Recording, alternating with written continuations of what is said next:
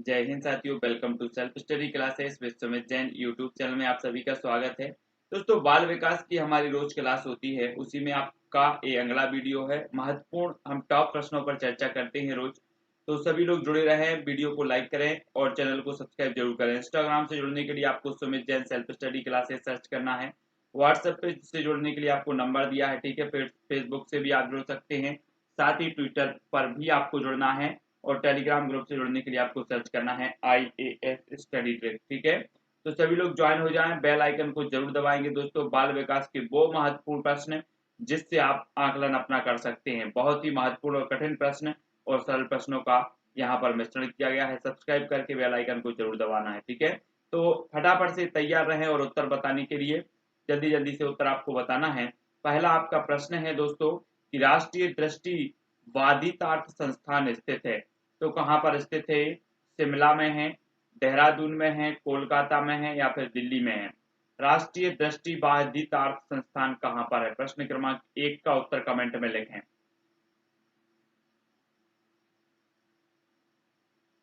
तब आपका बिल्कुल सही आंसर क्या हो जाएगा दोस्तों? देहरादून। देहरादून यानी विकल्प नंबर जो 2 है वो यहाँ पर सही हो जाएगा, ठीक है।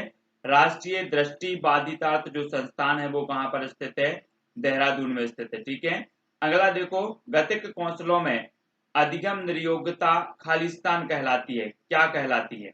डिस्फ्रेजिया, डिस्प्रेक्सिया, डिसकैलकुलिया या फिर डिसलेक्सिया? गतिक कौंसलों में अधिगम निर्योग्यता क्या कहलाती है? प्रश्न क्रमांक 2 का उत्तर बताना है हमें। तब आपका बिल्कुल सही आंसर होगा डिस्प्रेक्सिया, यानी 2 नंबर आपका बिल्कुल सही हो जाएगा, डिस्प्रेक्सिया, ठीक है। गतिक कौंसलों में अधिगम निर्योग्यता कहलाती क्या? डिस्प्रेक्सिया। अगला देख लेते हैं। अगला है, मंदबुद्धि बालकों को शिक्षित करने के लिए प्रथम विद्यालय किसने स्थापित किया? मंदबुद्धि बालकों को शिक्षित करने के लिए प्रथम विद्यालय किसने स्थापित किया? टर्मैन ने, एडवर्ड सेगविन ने, गार्डनर या फिर बिने ने? मंदबुद्धि बालकों को शिक्षित करने के लिए प्रथम विद्यालय किसने स्थापित किया, ये बताना है आपको। प्रश्न क्रमांक 3 का उत्तर। तो आपका राइट आंसर क्या हो जाएगा दोस्तों? विकल्प नंबर 2, यानी कि एडवर्ड सेगविन ने क्या किया? मंदबुद्धि बालकों को शिक्षित करने के लिए प्रथम विद्यालय स्थापित इन्होंने किया है, एडवर्ड साहब ने। तो विकल्प नंबर 2 आपका बिल्कुल सही होगा। जो कि याद रखना है आपको, स्वयं के महत्व के बारे में हमारी अवधारणा कहलाती है। स्वयं के महत्व के बारे में आत्मगौरव, स्वचेतना, स्वदक्षता या फिर आत्मनिगरानी क्या कहलाती है? स्वयं के महत्व के बारे में हमारी अवधारणा। प्रश्न क्रमांक 4।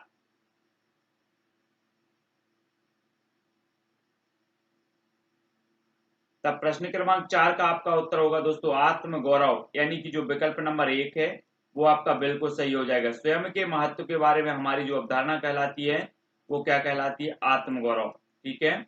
अगला क्वेश्चन देख लेते हैं। डिसलेक्सिया मुख्य रूप से खालिस्तान की समस्या से संबंधित है। सुनने की समस्या से, पढ़ने की समस्या से, बोलने की समस्या, बोलने और सुनने की समस्या? डिसलेक्सिया मुख्य रूप से खालिस्तान की समस्या से संबंधित है। प्रश्न क्रमांक 5। तो आपने बिल्कुल और राइट कमेंट बताया है, पढ़ने की समस्या। डिसलेक्सिया किससे संबंधित है? पढ़ने की समस्या से संबंधित है। प्रश्न क्रमांक 5 का उत्तर हो जाएगा विकल्प नंबर 2।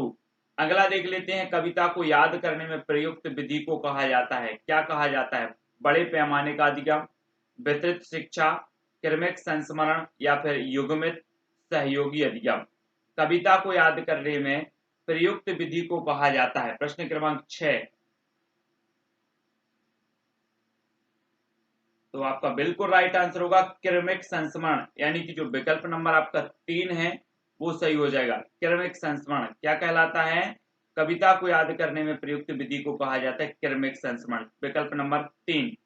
अगला देख लो। एक व्यक्ति जिसमें प्रेरक उपलब्धि की कमी है, प्रेरक उपलब्धि की कमी वह प्रदर्शित करेगा आत्म आश्वासन, निराशावाद, सकारात्मक दृष्टिकोण या फिर व्यवहारवाद? एक व्यक्ति है और उस व्यक्ति में प्रेरक उपलब्धि की कमी है, तो वह क्या प्रदर्शित करेगा निम्न में से? प्रश्न क्रमांक 7 का उत्तर बताना है। तो आपका बिल्कुल सही आंसर होगा दोस्तों निराशावाद। निराशावाद यानी विकल्प नंबर जो 2 है वो आपका बिल्कुल सही हो जाएगा। ठीक है, अगला देख लेते हैं। मोहन गणित में कमजोर छात्र है, निम्न में से कौन सा परीक्षण उपरोक्त कथन का सर्वोत्तम समर्थन करता है?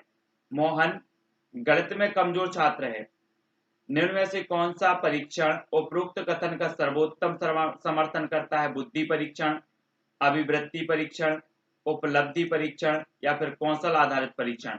कौन सा परीक्षण है जो उपरोक्त कथन का सर्वोत्तम समर्थन करता है? प्रश्न क्रमांक 8। तो आपका बिल्कुल सही आंसर होगा उपलब्धि परीक्षण, यानी कि जो विकल्प नंबर 3 है वो आपका सही हो जाएगा। ठीक है, आप काउंट करते जाएं अपने जितने भी आप प्रश्न के सही उत्तर बता रहे हैं, और लास्ट में बताना भी है कि कितने प्रश्न आपने अटेम्प्ट किए हैं और कितने प्रश्नों के उत्तर आपसे बने हैं। ठीक है, और लास्ट में एक प्रश्न आपको दिया जाएगा जिसका उत्तर आपको कमेंट में लिखना है। कैटल ने अपने व्यक्तित्व के सिद्धांत में स्रोत लक्षण के कितने युग्म दिखाए हैं? कितने दिखाए हैं? 16, 32, 14 या फिर 22? प्रश्न क्रमांक 9।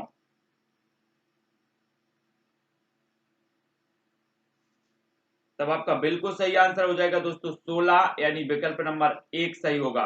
कैटल ने अपने व्यक्तित्व सिद्धांत में स्रोत लक्षण कितने युग्म दिखाए? तो युग्म दिखाए हैं 16। ठीक है, 1 नंबर आपका बिल्कुल सही होगा। शिक्षक पात्रता परीक्षण किस प्रकार के परीक्षण का एक उदाहरण? जी हाँ दोस्तों, अगर आप शिक्षक पात्रता परीक्षण का पेपर दे रहे हैं तो आपको पता होनी चाहिए कि ये किस प्रकार का एक परीक्षण होगा। परीक्षण का उदाहरण है तो अभियोग्यता परीक्षण का, सृजनशीलता का, बुद्धि का या फिर व्यक्तित्व का? प्रश्न क्रमांक 10 का उत्तर जल्दी से कमेंट में लिखें।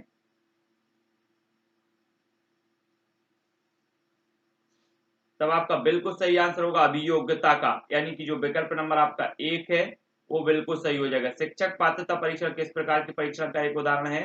तो अभियोग्यता का। ठीक है, अगला प्रश्न देखो। किसी भाषा में अर्थ को दर्शाने वाली सबसे छोटी इकाई को खालिस्तान कहा जाता है? किसी भाषा में अर्थ को दर्शाने वाली सबसे छोटी इकाई को कहा जाता है स्वनिम, वाक्य विन्यास, शब्द या फिर रूपिम? क्या कहा जाता है? प्रश्न क्रमांक 11 का उत्तर बताना है। अर्थ को दर्शाने वाला यहाँ पर कहा, किसी भाषा में अर्थ को दर्शाने वाली सबसे छोटी इकाई को कहा जाता है? तो आपका बिल्कुल सही आंसर होगा रूपिम। रूपिम यानी कि शब्द, है ना। अर्थ को प्रदर्शित करने वाली सबसे छोटी इकाई क्या है? शब्द है, यानी कि रूपिम है। 4 नंबर आपका बिल्कुल सही हो जाएगा। ठीक है, निम्नलिखित में कौन स्मृति की प्रक्रिया का हिस्सा नहीं है?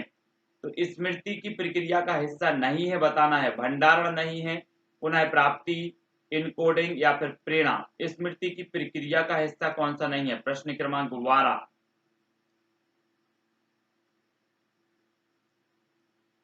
तो आपका बिल्कुल सही आंसर होगा प्रेरणा। ठीक है, निम्नलिखित में से कौन स्मृति की प्रक्रिया का हिस्सा नहीं है? तो प्रेरणा नहीं है। 4 नंबर आपका बिल्कुल सही हो जाएगा।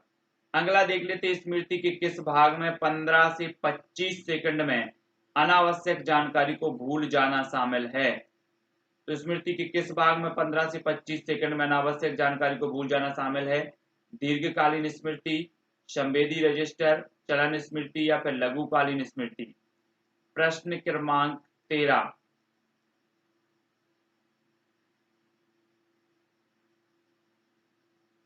तो आपका बिल्कुल सही आंसर होगा लघुकालीन स्मृति, यानी कि 15 से 25 सेकंड में अनावश्यक जानकारी को भूल जाना शामिल है। तो कौन सी स्मृति में है? लघुकालीन स्मृति, यानी कि विकल्प नंबर 4 आपका बिल्कुल सही हो जाएगा। अगला देख लेते हैं दोस्तों। निगमनात्मक विधि इस प्रकार की होती है। आपने आगमन और निगमन विधि पढ़ी है, तो निगमनात्मक विधि किस प्रकार की होती है? उदाहरण से दृष्टांतों की ओर, नियमों से अवलोकन की ओर, सामान्यीकरण से विनिर्देशों की ओर या फिर अवलोकन से उदाहरण की ओर? प्रश्न क्रमांक 14 का उत्तर।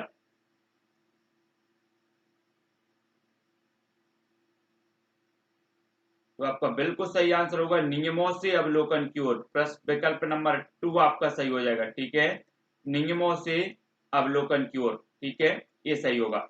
अगला देख लेते हैं। माँ और उसके बच्चे के बीच मजबूत बंधन का वर्णन करने के लिए किस शब्द का उपयोग किया जाता है? प्रेम का, सुरक्षा का, मातृत्व या फिर ममता का? माँ और उसके बच्चे के बीच मजबूत बंधन का वर्णन करने के लिए किस शब्द का उपयोग किया जाता है? प्रश्न क्रमांक 15। तो 15 का बिल्कुल सही आंसर होगा ममता, यानी 4 नंबर। माँ और उसके बच्चे के लिए मजबूत बंधन का वर्णन करने के लिए ममता शब्द का प्रयोग किया जाता है। ठीक है, अगला देख लेते हैं। वंशानुगत कारक बच्चे के खालिस्तान के समय से अपना प्रभाव शुरू करते हैं। किस समय से? विकास के समय से, वृद्धि के समय से, गर्भाधान के समय से, या प्रारंभिक वर्ष से? तो वंशानुगत कारक बच्चे के खालिस्तान के समय से अपना प्रभाव शुरू करते हैं। प्रश्न क्रमांक 16। तो आपका बिल्कुल सही आंसर क्या हो जाएगा? गर्भाधान के समय से। ठीक है, 3 नंबर आपका बिल्कुल सही होगा। अगला क्वेश्चन, निम्न में से कौन सी सफलता के लिए एक बच्चे की विशेषताएं हैं? कौन सी सफलता के लिए एक बच्चे की विशेषताएं? अधिगम पर लगातार ध्यान केंद्रित करना, स्वयं पर ध्यान केंद्रित करना, कार्यपत्रक और नोट्स व्यवस्थित करना, भाग्य पर विश्वास करना। तो कौन सी सफलता के लिए एक बच्चे की विशेषताएं हैं? प्रश्न क्रमांक 17, सफलता के लिए बताना है आपको। तो आपका उत्तर क्या हो जाएगा? अधिगम पर लगातार ध्यान केंद्रित करना, ये सफलता के लिए विशेषता मानी जाएगी। 1 नंबर आपका बिल्कुल सही होगा।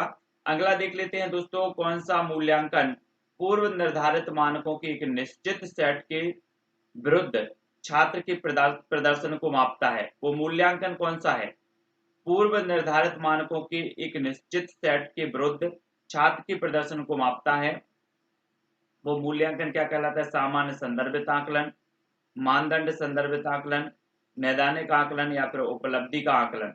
प्रश्न क्रमांक 18।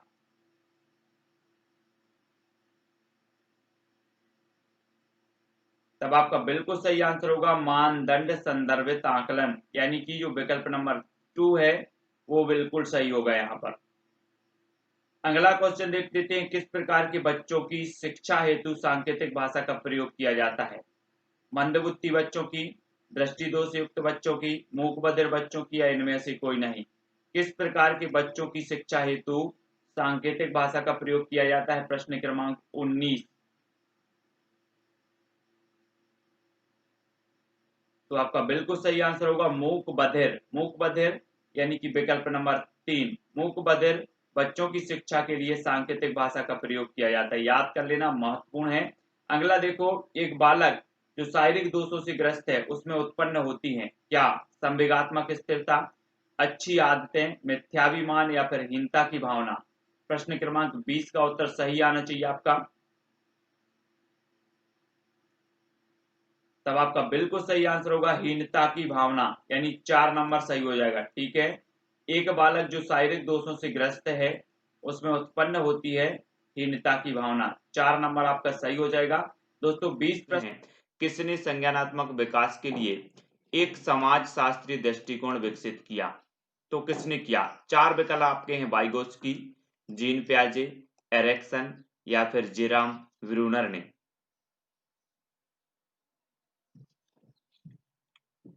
किसने संज्ञानात्मक विकास के लिए एक समाजशास्त्रीय दृष्टिकोण विकसित किया है?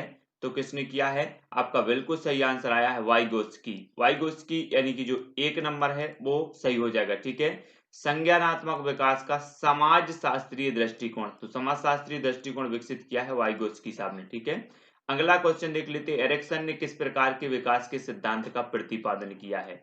एरिक्सन साहब ने संज्ञानात्मक सिद्धांत, अधिगम सिद्धांत, मनोलैंगिक सिद्धांत, या फिर मनोसामाजिक सिद्धांत। एरिक्सन साहब ने किस प्रकार के विकास के सिद्धांत का प्रतिपादन किया?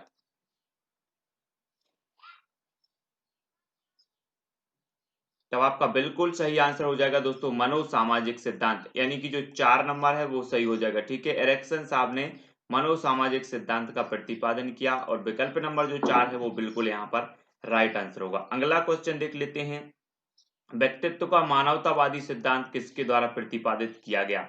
मानवतावादी सिद्धांत आपको बताना है। प्रश्न क्रमांक 3, Abraham Maslow, Carl Rogers, Pavlov, या फिर कार्ल युंग ने।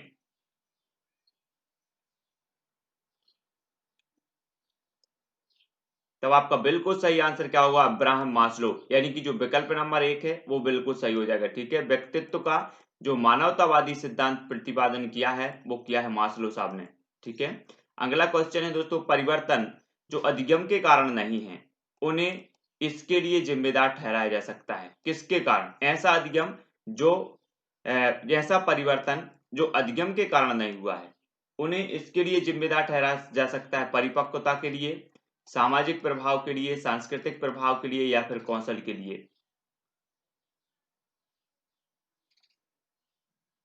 तब आपका बिल्कुल सही आंसर क्या हो जाएगा? परिपक्वता के लिए। ठीक है, परिवर्तन जो अधिगम के कारण नहीं है, उन्हें इसके लिए जिम्मेदार ठहराया जा सकता है। तो किसके लिए? परिपक्वता के लिए। ठीक है, परिपक्वता के कारण परिवर्तन आया है। 1 नंबर आपका बिल्कुल सही होगा। अगला है आनुवांशिकता की भूमिका किसी व्यक्ति के जीवन में खालिस्तान के समय से शुरू होती है। आनुवांशिकता की भूमिका बतानी है, विद्यालय जाने के समय से, परिपक्वता से, गर्भधारण के समय से या फिर जन्म से।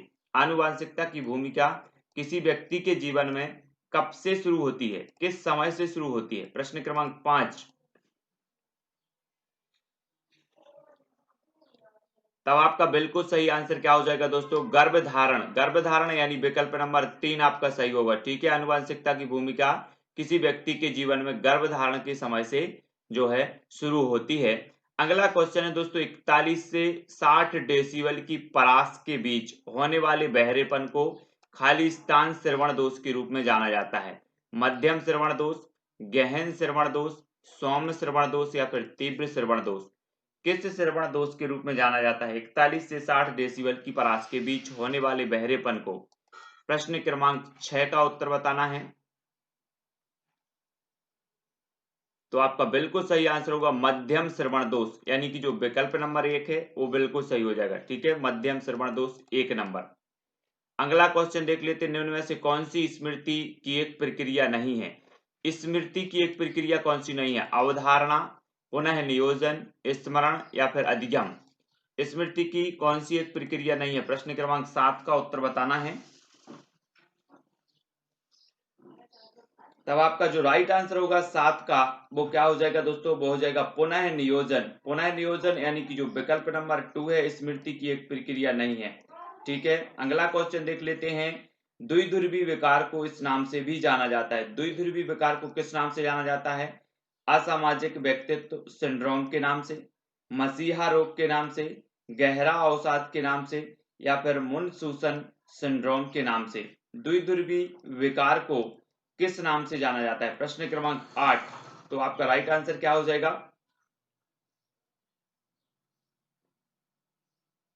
तब आपका बिल्कुल सही आंसर होगा दोस्तों गहरा अवसाद। गहरा अवसाद यानी कि जो विकल्प नंबर 3 है, द्विध्रुवी विकार को जाना जाता है गहरा अवसाद के नाम से।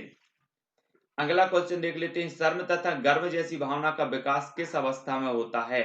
शैशवावस्था में, बाल्यावस्था में, किशोरावस्था या फिर वृद्धावस्था में?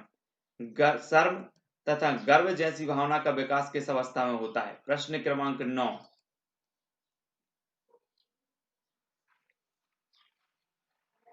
तब आपका बिल्कुल सही आंसर होगा बाल्यावस्था। बाल्यावस्था यानी कि विकल्प नंबर 2 सही हो जाएगा।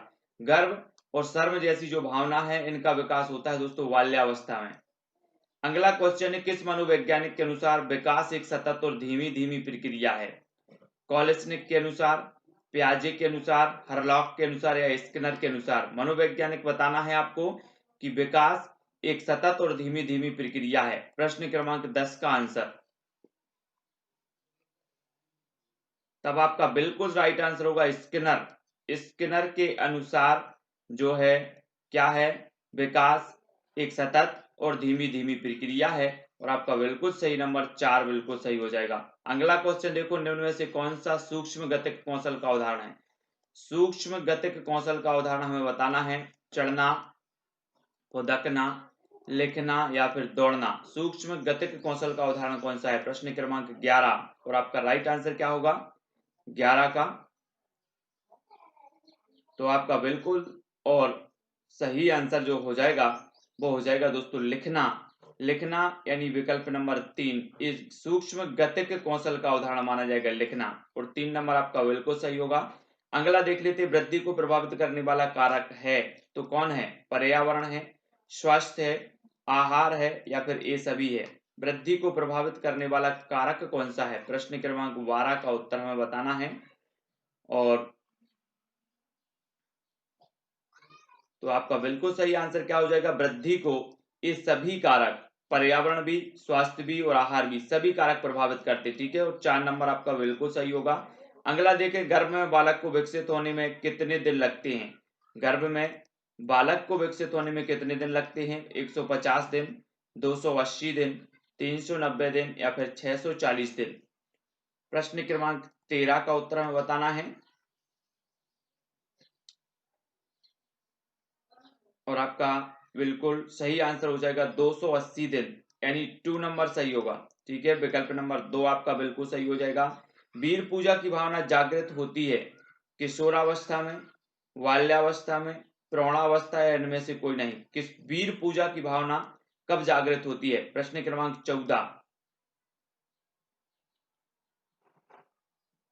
और आपका बिल्कुल सही आंसर हो जाएगा किशोरावस्था। किशोरावस्था यानी कि 1 नंबर सही हो जाएगा। वीर पूजा की भावना जागृत होती है किशोरावस्था में, 1 नंबर बिल्कुल सही है।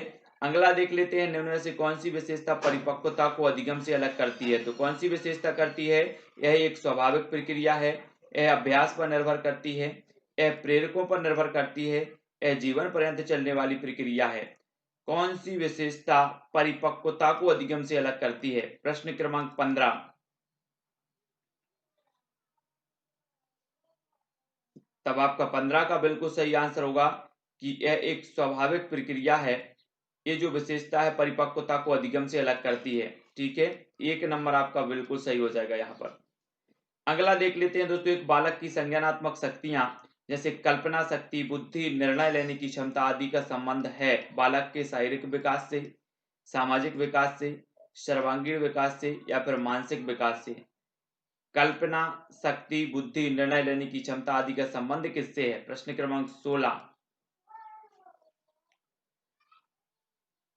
तब आपका बिल्कुल सटीक आंसर होगा मानसिक विकास से। मानसिक यानी 4 नंबर सही हो जाएगा। ठीक है, मानसिक विकास से एक बालक की संज्ञानात्मक शक्तियां जैसे कल्पना शक्ति, बुद्धि, निर्णय लेने की क्षमता आदि का संबंध जो है वो कैसे है? मानसिक विकास से है। अगला प्रश्न देख लेते हैं, सहपाठियों का दबाव जब सबसे अधिक प्रभाव डालता है, सहपाठियों का दबाव जब सबसे अधिक प्रभाव डालता है कब? प्रारंभिक बाल्यावस्था में, मध्य बाल्यावस्था में, प्रारंभिक किशोरावस्था में या उत्तर किशोरावस्था में। सहपाठियों का दबाव कौन सी अवस्था में सबसे अधिक प्रभाव डालता है? प्रश्न क्रमांक 17 का आंसर हमें लिखना है और आपका बिल्कुल सही आंसर क्या हो जाएगा? आंसर होगा उत्तर किशोरावस्था। उत्तर किशोरावस्था यानी 4 नंबर। ठीक है, उत्तर किशोरावस्था में सबसे अधिक प्रभाव डालता है, 4 नंबर आपका बिल्कुल सही हो जाएगा। अगला देख लेते हैं, निरीक्षण विधि में किया जाता है, क्या किया जाता है? अपना अध्ययन, अपने व्यवहार का अध्ययन, दूसरों के व्यवहार का अध्ययन या फिर व्यवहार विश्लेषण। तो निरीक्षण विधि में किया जाता है। प्रश्न क्रमांक 18 तब आपका बिल्कुल और सटीक जो आंसर होगा दोस्तों वो होगा दूसरों के व्यवहार का अध्ययन, यानी 3 नंबर आपका यहाँ पर सही हो जाएगा। निरीक्षण विधि में दूसरों के व्यवहार का अध्ययन किया जाता है। ठीक है, अब दोस्तों आपको पूरे क्वेश्चन अच्छे से करना है और लास्ट में बताना भी है कि आपने कितने प्रश्न किए हैं और कितने आपने सही किए। ठीक है, मानव व्यक्तित्व के मनोलैंगिक विकास को निम्न में किसने महत्व दिया था? मानव व्यक्तित्व के मनोलैंगिक विकास को किसने महत्व दिया था? कमोनियस ने, हॉल ने, फ्रायड ने या फिर हॉलिंगबर्थ ने? मानव व्यक्तित्व के मनोलैंगिक विकास को किसने महत्व दिया? प्रश्न क्रमांक 19 का आंसर बताना है। तब आपका बिल्कुल राइट आंसर होगा मनोलैंगिक विकास को महत्व देने वाले जो हैं वो कौन है? फ्रायड महोदय, यानी 3 नंबर। ठीक है, सिगमंड फ्रायड साहब ने महत्व दिया है इसमें। अगला क्वेश्चन देख लेते हैं, आनुवंशिकता को खालिस्तान सामाजिक संरचना माना जाता है, गत्यात्मक, स्थिर, प्राथमिक या फिर गौण? तो आनुवंशिकता को किस प्रकार की सामाजिक संरचना माना जाता है? प्रश्न क्रमांक 20 का उत्तर हमें बताना है। गत्यात्मक सामाजिक संरचना है, स्थिर है, प्राथमिक है या फिर गौण है?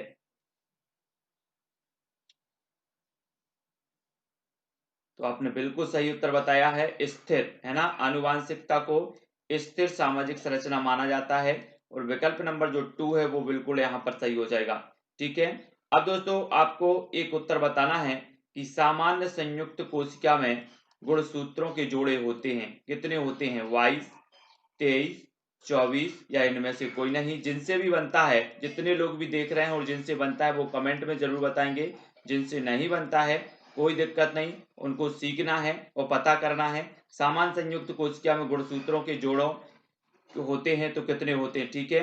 जितने लोग भी देख रहे हैं जिनसे बनता है और कमेंट में करके सभी को बताना है, मैं समझ जाऊंगा कि सभी लोगों से बनता है, और जो नहीं बता पाते उनसे नहीं बनता होगा, ठीक है। तो संयुक्त कोशिका के गुणसूत्रों के जोड़े कितने होते हैं कमेंट में फटाफट से बताएं। वीडियो को लाइक करें और इस निरंतर सीरीज से आपको जुड़ना है और अपना आकलन करते रहना है, ठीक है। एमपी टेट वाले हों, रीट वाले हों या फिर सीटीटी एग्जाम वाले हों, सभी के लिए बहुत ही उपयोगी self study classes with Sumit Jain YouTube channel से सभी लोग जुड़े रहें, अपने मित्रों को जोड़ें, है ना, अपने साथियों को जोड़ें। अपने व्हाट्सएप ग्रुप में ये लिंक आप शेयर कर सकते हैं, इंस्टाग्राम में शेयर कर सकते हैं, यूट्यूब में शेयर कर सकते हैं, है ना, फेसबुक में शेयर कर सकते हैं, सभी जगह आप शेयर करें और मित्रों तक जोड़ें, ठीक है। इतना तो आप कर ही सकते हैं। एमपी टेट, रीट, सीटीटी और अदर जो भी एग्जाम होते हैं जिनमें बाल विकास, बाल मनोविज्ञान पूछा जाता है, सभी के लिए बहुत ही उपयोगी वीडियो है। तो लाइक जरूर करें, वीडियो को शेयर